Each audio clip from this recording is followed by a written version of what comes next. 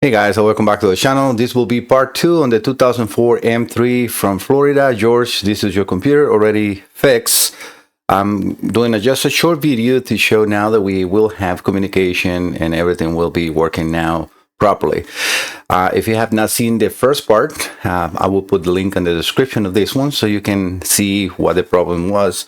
This was actually partially working because I was able to read the Bible reference and enter the ECU information, but no codes. I was saying no full codes, and also no data bits. The data bits are, all the sensors and everything you can read on the computer when the computer is connected and it has a program that is actually working properly. So this was not working. Let me just see 1 second. I want to move you over to here. So George, can you see that that is indeed his computer? I don't think I did show this on the first part, but now you can see it too.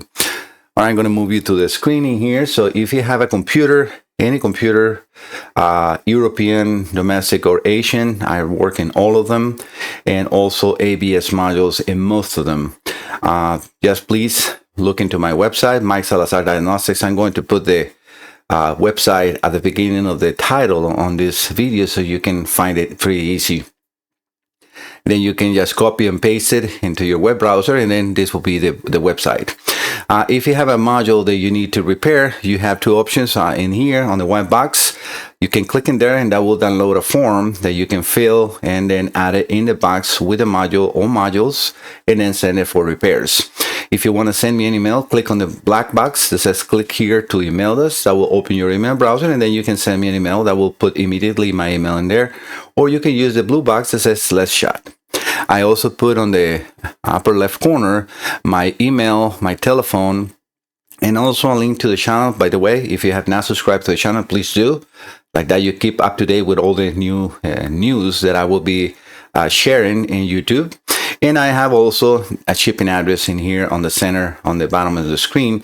This is a full website. You can scroll down. I have multiple most common repairs that I put links in here. Since this is base to base, because a module never fails the same way. And they're all have, let's say, common failures. It all depends on what the problem might be. You can then select one of these ones and that will open a form and you can fill all the information. And that actually try to set up an appointment, which is okay, not a problem. And then you have what the starting prices are for those repairs. I also have added some of the services, again, the most common services that I recommend in here. I do work, like I said, in everything. And I also have the module clone service for all modules, including heavy duty and machinery. Again, we have another form. The yellow form in here is the same form that you will have in the white box up in the top, where you can download a form and then fill it and send it with the module. And scroll down. If you scroll down, now I have pictures in here, and then all the videos, the latest videos will be the first one on the left. If you scroll all the way down, then we have, again, all my contact information with address and everything in here. And you can also add your information in this area, and then I will be able to contact you. All right, let's go back to the repair. All right, in here, now I'm going to, let me get the scanner. So I'm going to put the meter. Let me see where it shows up. Okay, that corner should be okay. We have the scanner coming, which I'm going to have to resize. And I want to put also the picoscope. Let me make sure it comes on because, yeah, sometimes, I don't know why OBS, which is the software I use, I need to reselect every time I'm going to use the picoscope to the correct window. All right, so now we have that in there. So let me resize that window for the multimeter. Sorry, not the multimeter, the scanner. So it is crowded, but not too crowded. All right, that should be good. All right, give me 1 second, guys. All right, we got everything ready to go. I'm going to power up the power supply because it's off right now. You see in the meter that we have 0 volts on the meter. Hopefully the connections are nice and tight in there. Gotta wait for that to come on, but in the meantime, I'm going to power on the computer. So that's battery voltage. Ignition should light up. This is the main relay light, and instead of the relay, And we can see how that is coming. And then when I fully power on, right now we have the 5-volt reference. All this was there before. So everything was as is now. I'm now waiting for the BCMI on the Autel. I'm using the Autel Ultra to connect. Now it's connected. So in this case, since I don't have the entire vehicle, I need to manually select the car. So we're going to go into diagnostics, BMW, standalone. It's going to try to read the beam by itself, but it's not going to be done. So I'm going to go into manual selection. So this is a 3 Series E46. It's a 2004 month 6, so we're going to select 2004 3. And in here, we're going to scroll down. It's on the bottom, M3. These two will work, convertible or coupe. So I'm going to select the coupe because I don't know if it's convertible or not, but realistically for the computer, it will be exactly the same thing. All right, so now that we selected that, also left USA, left-hand drive, or steering, right? All right, so we're going to click OK, and this is going to populate a whole list. We can see already movement on the oscilloscope. I'm going to put a trigger here on channel A so we can see that the scanner is sending signals already to the actual computer because it's entering the main part of the communication. So far it's just establishing the preliminary communications. All right, so this is very important. And this is nicely done by Autel because not all the scanners like Snap-on will not do this. So I need to turn the ignition off for 10 seconds. This will just will correct any errors on communication now that the first communication was established. So you need to do this, especially in these old vehicles, because otherwise it will not communicate. It also depends on the year model. You might have an OVD connector with 16 pins or a 20-pin connector in the engine room. If you do have that 20-pin, you need to use that one in order to communicate with all the vehicle. All right, so we have that on. Now we're going to turn the ignition back on and then click OK. As I said, it's doing the recommendation. It will let you decide because it will work for both. All right, so we're going to come into here. We can see some little communication in there. Again, this is just the first trying to communicate with the entire car, even though it's manually selected. Remember, these scanners are meant to talk to the entire car. So right now, everything is populated, but nothing has been scanned. So we need to enter the DME, the first one. And now we can see on the back, on the oscilloscope, we have some good communication. All this was there, right? Not the way that we saw the communication. It was just like a very short period. But if I enter the ECU information, all this was being populated at first. I was able to even go into trouble codes. And when I was entering trouble code, there was no trouble codes. And we're going to see a big difference now. Right now, we have fault codes. So what is this meaning? We have communication. The computer is now fully functional. And we're going to have a lot of faults that I'm going to erase because obviously reasons this computer was having problems. So all these like a DME internal processor check is because of what it was happening. So let's erase the fault codes. So right now we see the command of that.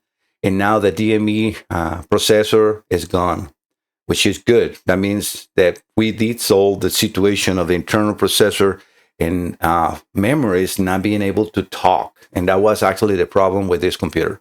All right, let's enter live data, which I was not able to enter. Let's see a status. Let's see if we can read anything. Before in here was nothing. And now we have a status. This is definitely already 100% corrected the situation. We have now a working computer. And this is good. So I'm going to go back, try to find one of these windows, let's say, or menus that I can see. Maybe I'm going to have to, let me see on temperature sensor. I'm looking for the battery voltage or so because I got now nothing connected. Nicely done in here. We can see the 5-volt reference on everything is working good. It's reading the inside temperature of the computer. That's 168 degrees, but again, nothing is, or maximum, sorry. Nothing is connected to it. But we can see how now the scanner, I'm going to change the speed on the scanner so we can see more of those in the screen.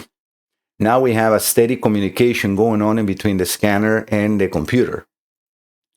So let's go back and let me see if I find one with like, it usually says something about like motor operating values. I just don't see ignition. I know that, I think those are for ignition coils, not ignition voltages or nothing like that. And yes, we can see that in there. It's definitely not what I'm looking for. Let me get the scanner here because I have it on the wall.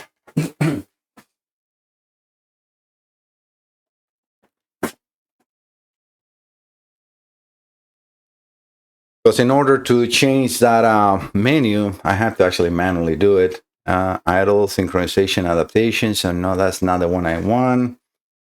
So let's go into each of these menus to see what we have, right? So misfire counters, no. ED adaptation, EDK, sorry. Basic quantities, no adaptation. Idle speed, oxygen sensors, pedal travel, temperatures.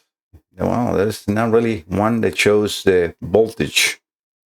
So I'm going to have to select a temperature because what I want you to show is actually one temperature sensor or a value that I can change. So we have an oil temperature sensor, an intake air temperature sensor, and a coolant outlet and coolant temperature sensor. Let's pick up the oil temperature sensor and see if we can change that one. So I'm going to behind the scenes, get into the wire diagrams, and I have a note. What it shows me, well, actually I have the color wire diagrams as well. Let me get those selected. And I'm going to get the pinouts as well in the window or in the screen. Yeah, put that one here. All right, so I'm going to move you to here, and I'm going to deselect all those just for a second, because what I'm looking for is for the oil pressure sensor, right? So on this notepad, sorry, folder, I have all the pinouts for the different connectors. So I'm going to look into, see if I find it here. Signal, fuel pump relay, E-box. Might want to go all temperature sensor. So it looks like it's on the color wire diagrams are very helpful for this, because otherwise you need to go by one by one. So we have the oil level sensor here. We have the oil level sensor. We have another wire in here, which I would think is the voltage. Yes, it's actually supply 12 volts. And then we have the oil level sensor. So this is a 3-wire sensor. It's a very different. So I'm not sure if that will be. Oh, we have oil temperature sensor. Oh yeah, this is the one, not the oil level sensor. We want the oil temperature. Okay, this is a good one. So we got, well, it's not really showing us which is which. So I don't know which one is the ground, because as you see right here, 45 and 44 on connector 603, well, the third connector, we have 1, 2, 3, 4, 5. They're all marked. So I'm going to have to just use 2 connections in there. I'm going to remove probably the one for the 5-volt reference that I have in there, and use the decay backs with a resistor to change that temperature that we're now reading 52 degrees, so minus 52 degrees. So let me get those connected and I'll be right back. All right, guys, I did a little bit of a poking right now, and I have the 2 wires connected to the outlet coolant temperature sensor, and I'm going to show you that in the wiring diagram, because if you go by the connections, you will never be able to change the temperature. These sensors are kind of like interconnected on the vehicle, and this is very common on BMW. So right now, as you see, I have a decay box with 2 wires that are actually connected directly to the computer, because the computer provides sensor ground and the sensor signal. How I know which one is the signal? Well, I use my multimeter, connect the one lead of the multimeter to the ground, and then the other to one of the signals, or one of the wires, the one that has the 5-volt reference. Remember, this is a thermistor. So what is that thermistor going to have? A 5-volt signal that is being pulled down to ground, and then it will change with the resistance on that sensor. That thermistor will change his resistance based on temperature, and that will change the readings. So I have that now here. So let me take you over to the wire diagram so we can see that. All right, so what I'm connected right now is in here on the coolant temperature or coolant outlet temperature sensors. It's in the 4 connector, pins 38 and 39. Again, the computer is providing both. If I go back to the other page, we have also coolant temperature sensors in here. Let me just show you where are the engine coolant temperature sensors. So these was, I connected to here. I was not able to do any change. These are pins 35 and 27, 28, sorry.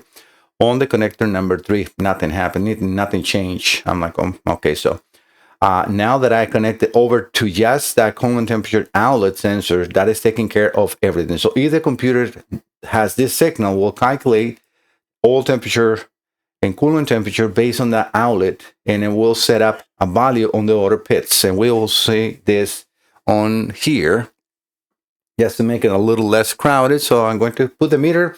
That is now the voltage that is being pulled down to ground through my decade box on resistance, right?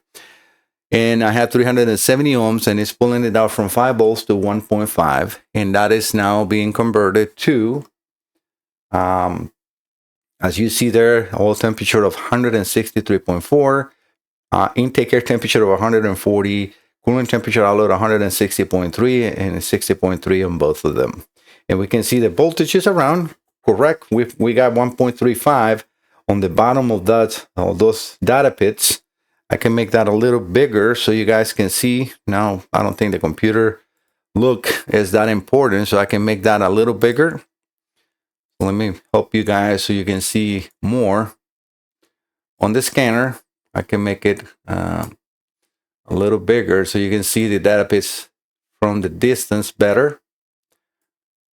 All we need to really now see is those the light in here that we have for the main power relay and the rest. So we can see on the bottom of the screen what it says 1.35 volts. So we have that one in here, and then all the rest of the readings. So I'm going to change the value of here.